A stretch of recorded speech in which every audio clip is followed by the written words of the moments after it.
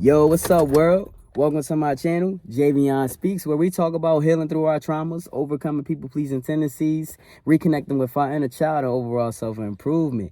Here, we are strictly committed to taking our power back by 1, holding ourselves accountable, 2, healing, and 3, living a fulfilled life that's in alignment with our most authentic selves. So if that sounds like a place for you or someone you may know, subscribe, share, hit the bell so you're notified every single time that I upload a video. With that being said, y'all, let's get into today's video topic, which is on ways that we lose trust within ourselves and the impact it can have on our lives. All right, so if no one ever told you, trust can be created or destroyed by the things that we consistently do over the course of time. So you might look at somebody outside of yourself with admiration, like, yo, they got it all together. It look like they got it all figured out. They move with so much surety.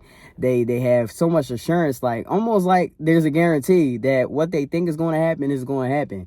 And you may feel like it's something that came natural to them, but truth be told, it's something that can be cultivated within yourself as well. With that being said, y'all, the number one way that we lose trust within ourselves, and this is a big one for the people pleaser, is we don't honor the commitments that we make to ourselves. So let me give y'all a scenario.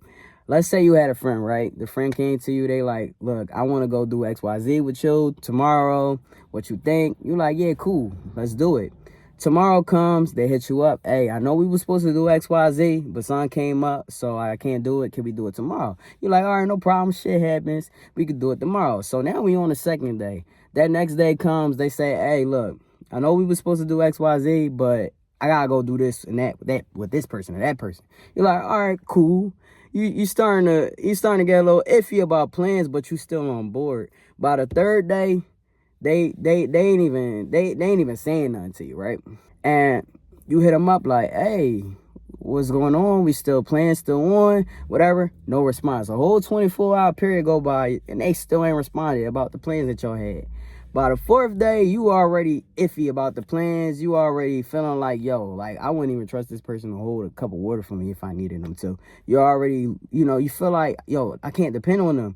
And you're starting to feel like disrespected, right? So by the fifth day or whatever, they come to you, they like, look, I know we were supposed to do XYZ, but you're very, very understanding. You got plenty of time on your hands, and you always seem to come through. Even when I flake, you always seem to come through, and I know that you don't get mad or nothing like that. So, look, I don't feel like doing it today, but tomorrow, for sure, we gonna do it. But by this point, you at your wit's end. Like, you're like, nah, I'm cool. You're disrespecting my time and all that good stuff, right? So let's flip that scenario and let's make it you versus you. So in these scenarios, it might sound simple or it might seem subtle or like it's not a big deal, but the things that we consistently do over a course of time definitely creates results just as well as the things that we don't do, right?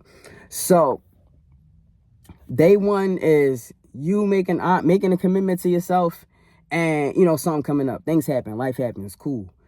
The second day is an example of you dropping or abandoning what it is that you abandoning your own commitments to yourself in order to prioritize other people's demands, right?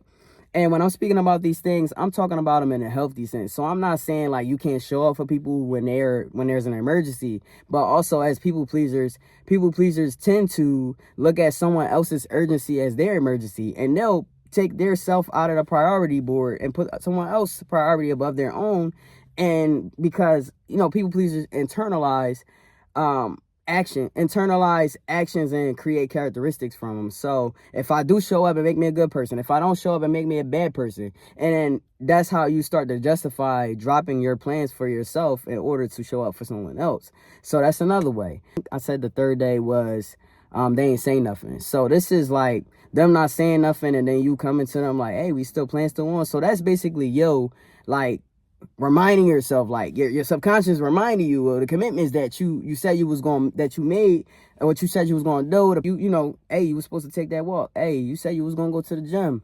Hey, you said you was going to take yourself on that solo date. Hey, like all the resources, whatever you committed to yourself to, that yourself is reminding yourself, but at the same time you're ignoring the reminder and you're thinking about like the next day is like, yo, I got plenty of time. It's not that big of a deal. I could just start Monday. It's the middle of the week. All of the excuses that you give yourself to not show up for yourself.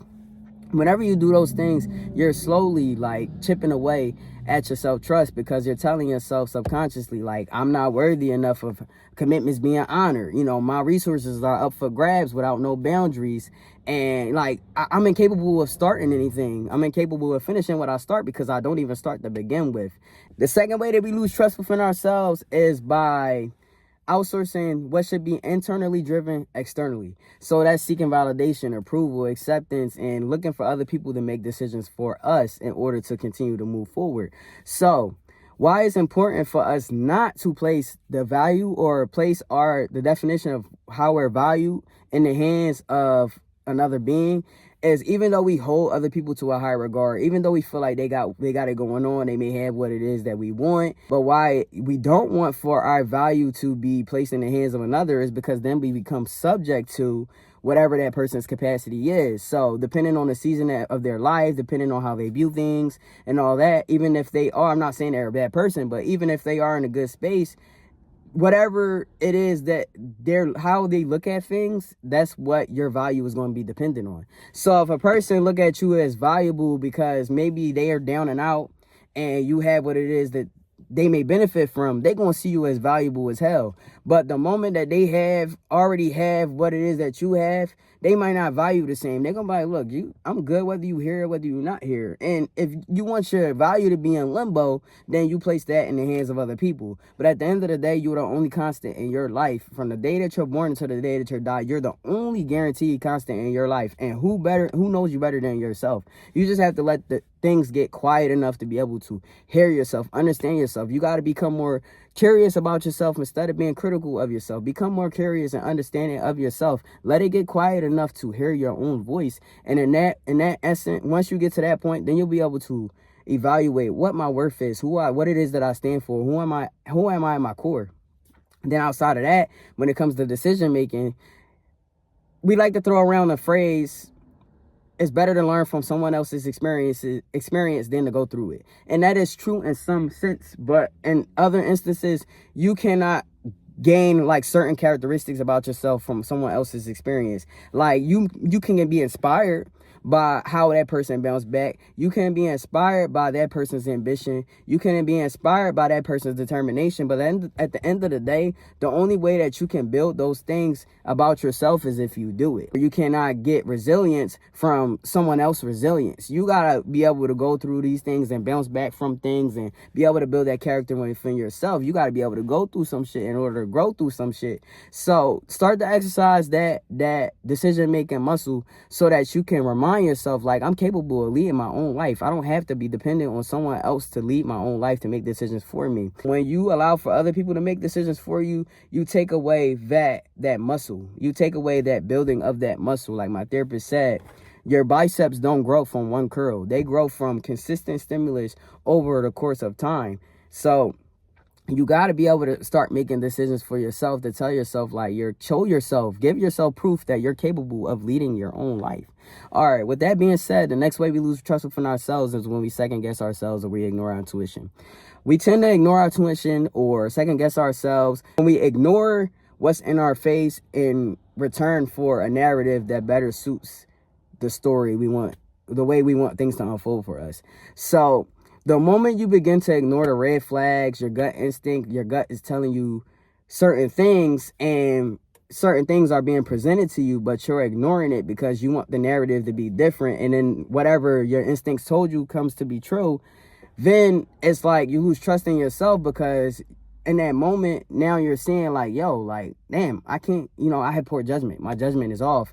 Like, I knew that this was going to be the outcome, but I didn't listen to myself, and I didn't listen to myself because I didn't trust myself. In that loop over and over and over again, that creates more distrust within you. So you got to start like being able to make decisions and not just standing on what comes from that decision, but understanding that just because an outcome happens or a result happens that's not favorable for you or to you, that does not necessarily mean that you have to internalize that outcome. You just take that outcome, the information from that outcome, and you go back to the drawing board. And then you go from there, you move from there, and you grow from there. And then the last way that we, now this isn't an all-inclusive list, but I'm gonna stop here because I could go on forever. The last way that we lose trust within ourselves is by not challenging ourselves. So we got to start getting out of our comfort zone in order for us to give ourselves proof. You know, we are like, humans are proof driven. Like, you have to give yourself proof. You have to give yourself results in order to be able to see that you can do things. And that's why you have that fear. That's why you have that anxiety. That's why you're like, the uncertainty really has you like knocked off your square, because like up until this point, you're not challenging yourself because comfort feels more familiar to you, and something that's familiar to you feels safe. So we got to start challenging ourselves more, getting outside of our comfort zone, seeing what we're actually capable of in order to build trust in ourselves, in order to build trust in the decisions that we make. And when we bring it all together, y'all, collectively, whenever you make these decisions over and over and over again, and you condition yourself to move in these ways that I mentioned in this video, you'll end up stagnating your growth. You'll end up, being still. You'll end up being in environments around people, places, and things that don't serve you. You end up settling for less. You'll end up settling because, like I said, comfort is familiar, and familiar if it feels safe, even if it's not what's best for you. So once you begin to trust yourself, you'll know that, okay, the decision that I made is like, I made the best decision that I could with what I had. And you'll understand that, you'll know for sure that, I could hold myself accountable. Like, I can't say that I'm dependable and I could be counted on if I'm not even dependable or can be counted on for myself. And you can't expect other people to be that way for you, because that's hypocrisy. So like, we just have to learn how to start doing what we said we were going to do, honor our own commitments to ourselves, stop dropping things in order to prove to people that, hey, like, I'm a good person. Hey, I'm valuable. Hey, like, I'm dependable. We gotta start honoring our commitments to ourselves, stop making excuses. We gotta start exercising that decision muscle. We gotta start getting curious about ourselves to better understand why we are the way we are, why we move the way we move, what's important to us. And when we understand ourselves, that's when we can trust that we're making informed decisions, because we know ourselves. So with that being said, y'all, I'm not your therapist. I'm not even my therapist. I'm not a guru. I'm just a person that's actively putting in the work in real time, and I'm looking to use this channel to document my growth, my experiences, the lessons that I learned along the way, the things that I implement in my life to help make me a better person, help make life more enjoyable, help make life much more fulfilling. And I hope that my experience and the things that I share with y'all helps y'all in return. So subscribe, and I'll see y'all next video.